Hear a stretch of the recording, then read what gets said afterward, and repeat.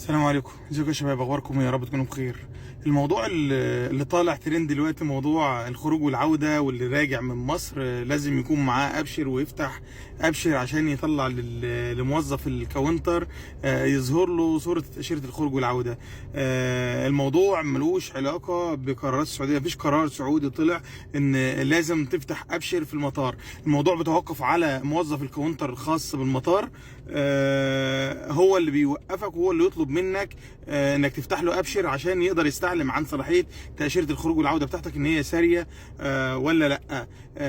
لكن موضوع ان انت ضروري موضوع ابشر، لا مش ضروري موضوع ابشر. اهم حاجه يكون معاك برنت ورقي او مستند الخروج والعوده او تاشيره الخروج والعوده تكون موجوده معاك. الموضوع بيتوقف على نوع الطيران اللي انت مسافر عليه، مش كل الطيران، بدليل الناس مسافره امبارح والنهارده وراجعين مفيش اي مشكله. بيستفسر من بعض الخطوط الطيران، بيستفسر منه عن تاشيره الخروج والعوده، بيطلع له البرنت الورقي، او لو هو حافظها PDF على جواله بيطلعها له ويستعلم عن صلاحيه تاشيره الخروج والعوده. مفيش حاجه الزاميه بموضوع ابشر ان هو يفتح ابشر قدام موظف المطار. لو وقفوا الموضوع ان هو يقف ويرجع من المطار والرحله تروح عليه والقصص ديت، ده من بعض خطوط الطيران ومش إلزامية. لكن لو قدر يشتكي على الطيران اللي هو بيوقفه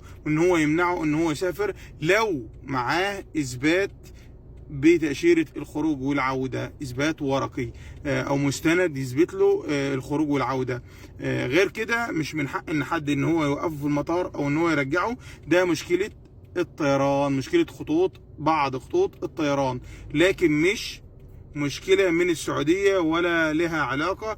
وموضوع مصدر موثوق وغير موثوق الكلام ده مفيش الكلام ده يا جماعة. الموضوع واقف على مستند الخروج والعودة عشان يتأكدوا من الصلاحية ان التأشيرة بتاعتك لسه سارية، علشان ما يوقفهمش في المطار. الناس قالوا الكلام ده عشان ما تروحش تقف في المطار ان ابشر يكون شغال معاك.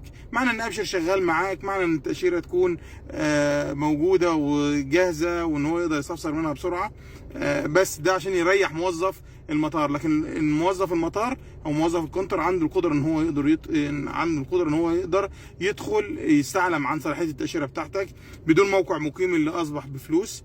عنده صلاحيه ان هو يقدر يستعلم عن بالباركود، يقدر يستعلم عن الخروج والعوده بتاعتك بدون موضوع ابشر. لكن ده مشكله موظفين كونترات، مش مشكله السعوديه نهائيا، عشان الموضوع انتشر والناس كلها ماهيش عارفه الموضوع، او في ناس عملوا ترند عشان يوقفوا الناس.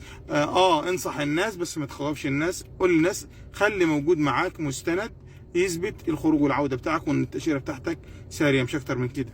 السلام عليكم.